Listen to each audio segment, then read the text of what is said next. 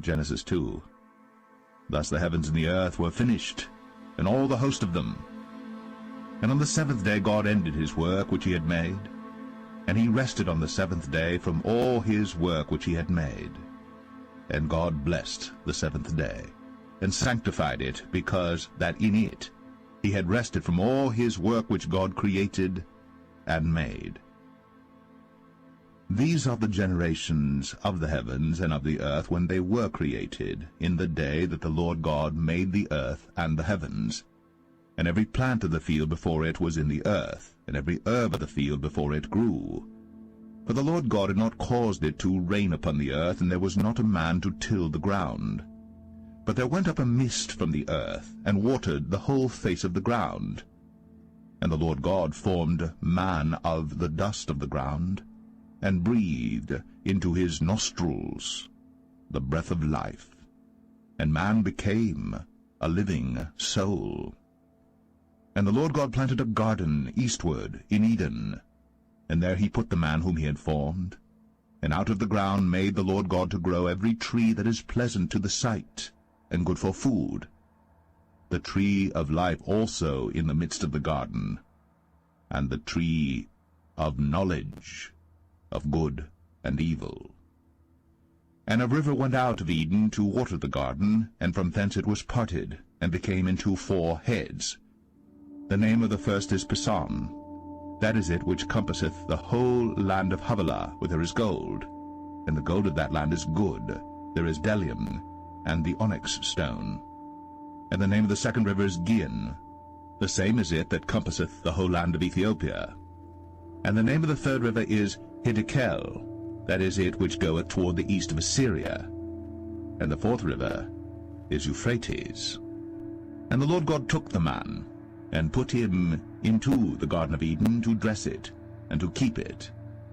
And the Lord God commanded the man, saying, Of every tree of the garden thou mayest freely eat, but of the tree of the knowledge of good and evil thou shalt not eat of it. For in the day that thou eatest thereof thou shalt surely die. And the Lord God said, It is not good that the man should be alone. I will make him an helpmeet for him. And out of the ground the Lord God formed every beast of the field and every fowl of the air, and brought them unto Adam to see what he would call them.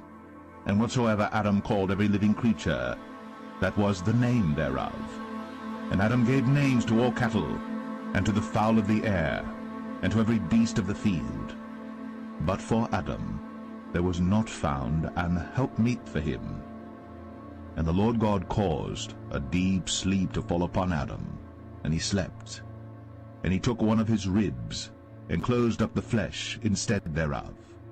And the rib which the Lord God had taken from man made he a woman, and brought her unto the man.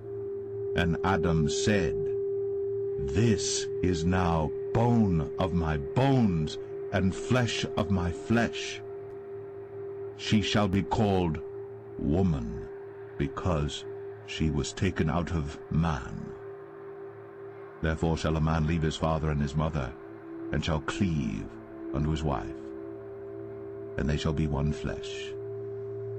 And they were both naked, the man and his wife, and were not ashamed.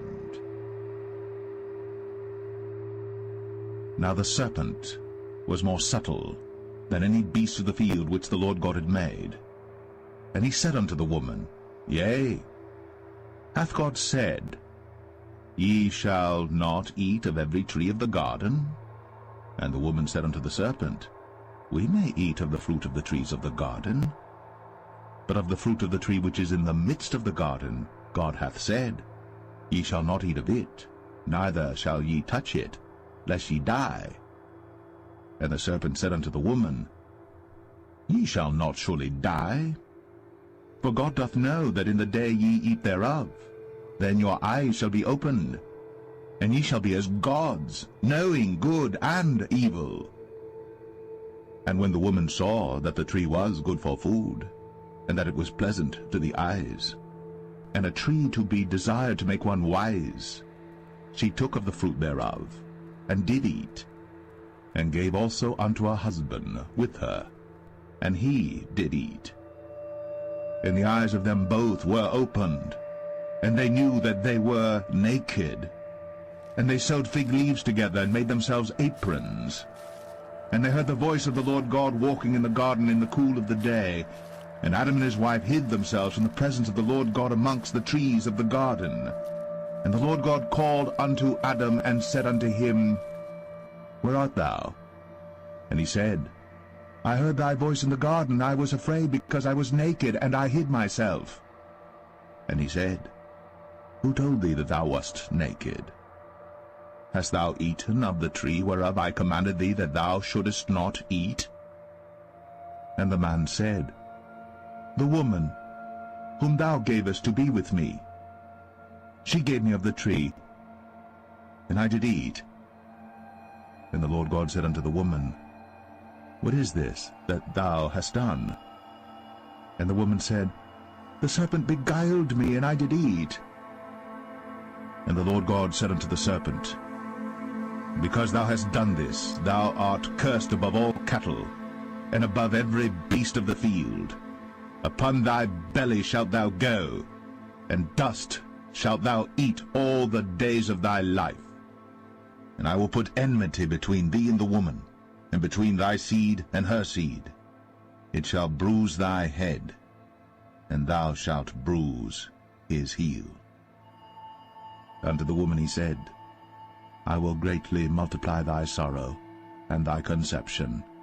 In sorrow thou shalt bring forth children, and thy desire shall be to thy husband, and he shall rule over thee.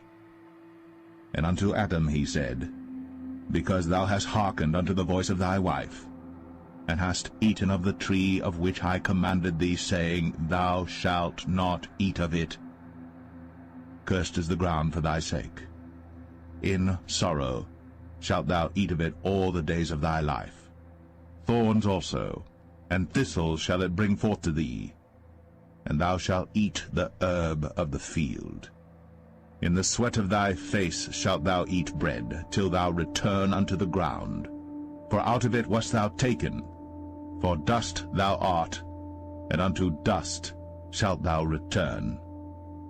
And Adam called his wife's name Eve, because she was the mother of all living. Unto Adam also and to his wife did the Lord God make coats of skins, and clothed them. And the Lord God said, Behold, the man is become as one of us, to know good and evil. And now, lest he put forth his hand, and take also of the tree of life, and eat, and live forever. Therefore the Lord God sent him forth from the Garden of Eden, to till the ground from whence he was taken. So he drove out the man, and he placed at the east of the Garden of Eden cherubims, and a flaming sword which turned every way, to keep the way of the tree of life.